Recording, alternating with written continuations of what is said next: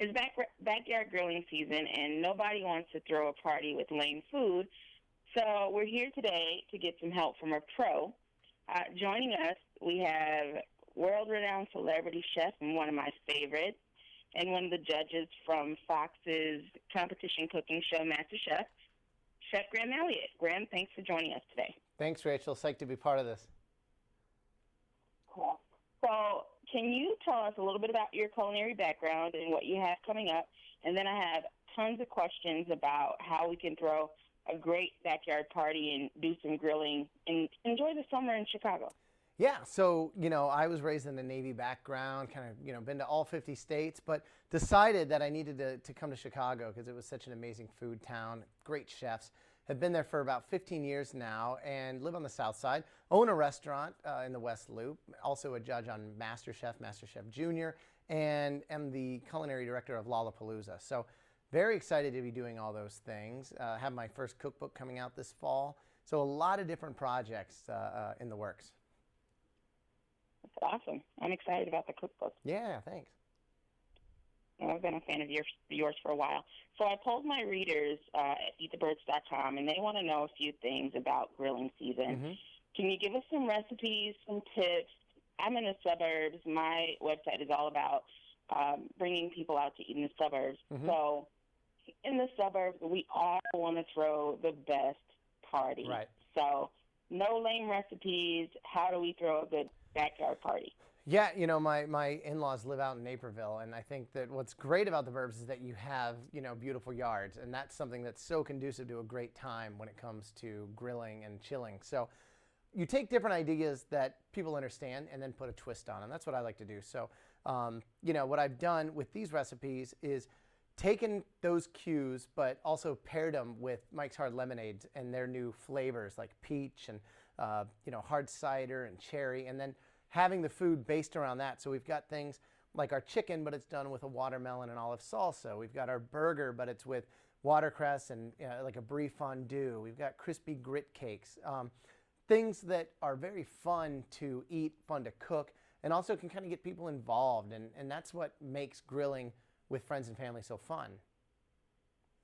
Oh, that's awesome. So can we find more of those recipes online?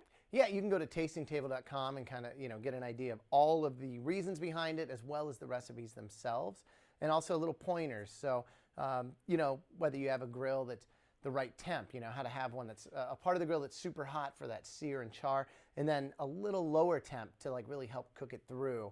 Little cheats, like when you're making a burger, if you put a little ice cube in the middle, that helps keep it from overcooking and getting it a nice temp. So things that, you can kind of keep in your back pocket when it comes to grilling, make you look like a star. Yeah, I need that because my husband thinks that he's the king of the grill, and I need to show him a few things this summer. So yeah, you do it nice and nonchalant, like, let me try this real quick, and then go in there and just own it, take the title. Totally. And then like hashtag so drop the tongs. I have kids of my own, all boys. Oh. What do your boys like to eat? Yeah, I have 3 boys, 2, 4, and 8, and the 4-year-old is the super foodie chef kid, and he'll try everything. The 2-year-old, 8-year-old, they're into it. They'll try some stuff, and then sometimes go on their hunger strike and won't eat anything. But I like to get them involved by having weird things. That's what was exciting to me growing up. Whether it's frog legs and snails and eel, all the crazy different things that you can try from out in the wild. You can either be scared and turned off by them and just want to eat like your chicken nuggets, or you can embrace it and then make somebody think like it's the coolest thing in the world and they want to try it. And I'll try that. I have a 3-year-old, and he loves meat. So Yep. That's all he wants to eat. So he's not very adventurous, but then I also have a 13-year-old who loves everything. So yeah, for me, I like to show, like we get a pig's head at the restaurant, and I'll say, this is a pork, and this is where it's from. And if you look at, along the stomach of the pig, that's where bacon comes from. And like the actual biology of it and anatomy, I think, is very exciting to a kid that like has a ton of questions about things, and they really understand where it comes from versus like, oh, it comes in a plastic wrap pack, and it looks like a chop. Very true. We went to a farm recently, and they were really into that. So yeah, see that cute little lamb? Yeah, we're gonna kill it real quick and make it some great food out of it. Just scar him for life. Oh yeah, totally. I think I did that with chicken because my 3-year-old won't eat chicken now. So, Yeah. who cooks at home, you or Allie? Allie cooks the most. I mean, she's with the kids, and we don't have a nanny or sitters really, so she's doing all the meals. And then when I'm there, I try to do breakfast as much as I can for them. I find when I talk to most chefs, they all say that they do breakfast either at home or their favorite meal is breakfast. So that's interesting I think to find because you guys. if you ask most people, they'll tell you that they wish they could do breakfast food like all 3 meals a day.